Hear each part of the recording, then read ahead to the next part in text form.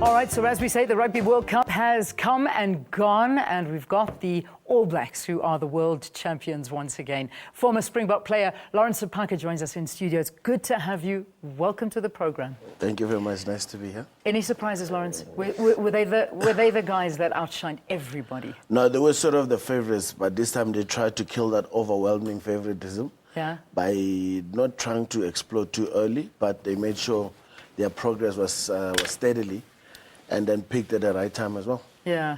I mean, if we look at all of the finalists, I mean, and I think everybody talking about the fact that it was a Southern Hemisphere domination in this World Cup. Obviously, England out in that first round. That must have been devastating for a host country.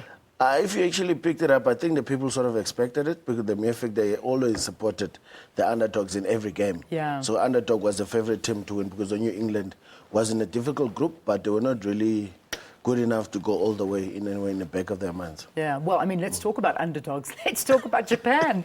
I mean, that opening match, if we can all take our hearts and minds back to that opening match for South Africa, how did you feel watching that? You must, I have visions of you taking your television and tackling it and throwing it at some stage. I had to replace one of my chairs because I fell over backwards and the chair didn't survive. I can imagine. I mean, that was a shock, and it was a shock to the world, but it was good for the game, because hence the viewership is probably the most it's been.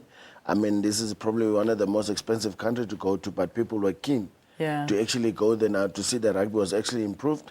The small teams have been competing furiously, and the bigger teams had to really work hard to get their wins. Yeah, I mean, that was something else. And I mean, we even saw it last night, that they actually, at the World Rugby Awards, that particular match was voted on by about 5 million supporters, saying that that was one of the best moments of the World Cup, was when Japan beat South Africa.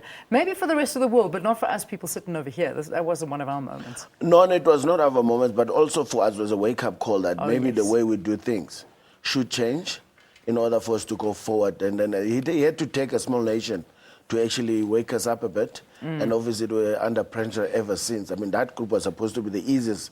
They were in the easier group. Yeah. And then they were supposed to cruise, peak in the right time, make sure they come the playoffs, they play very well. And Japan just put us on the back seat, and then we had to really work hard for the other games. Yeah, indeed. I just want to talk about the future of our World Cup squad. I mean, what do you think is going to happen when we get back? We did get to the semis. Let's first focus on our coach, Hanneke Meyer. I mean, his time is almost up. Do you think that's the end of the road for him? I mean, we spoke about this a couple of times, and we were wondering, I mean, the way is Africa going as a rugby nation? Our game has gone backwards in terms of how we play it and the skill level. We're playing the older school of how we used to play rugby, and I used to be dominant in the 80s and the 90s, and then obviously it's not working. Our skill is very important. We've gone way back into that, and then obviously that's not the player's fault. I mean, we know we played Super Rugby, we play Currie Cup, and the skill level we're seeing at Currie Cup level, you tend to wonder sometimes it's better than what happens at national level, which should be the other way around. Absolutely. Players coming from the top must pick up the guys at the bottom, and at this point in time, the feeling is like he's not taking us to the right, he's not taking us where we should be. Is instead stagnating us and actually stifling the talent that we have at exposure. And then a lot of people feel like, maybe it's time for him to step aside, let someone else step in and make sure that the game keeps on growing. He must be open-minded enough. Even the question of now, do we really need a local guy to open up our minds, or do we need someone outside and manage him within? Listen, this is the structures.